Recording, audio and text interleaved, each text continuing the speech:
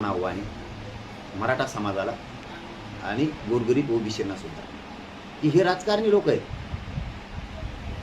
हे छगन भुजबळ राजकारणी हे दंगल घडवीन, तेढ निर्माण करीत आणि राज्यात पुन्हा त्याला सत्तेवर येऊ बसत, पण भोगायला लागेल इथं गोरगरीब ओबीसीला, गोरगरीब मराठ्यांना कोणी येणार नाही.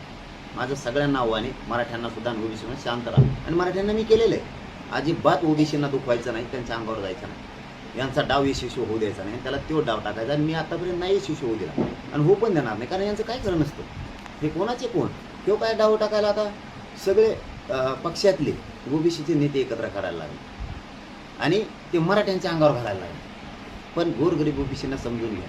माझी तुम्हाला कळकळीची विनंती ओबीसी बांधवांना, तुम्हाला समजून घ्यायचं घेण्यात नका घेऊ, पण माझं सांगणं गरजेचं आहे. तो शेवटचं सांगतो, तुमची 2 एकर जमीन आहे, ती आम्ही मागितल्यावर तुम्हाला किती राग येईल?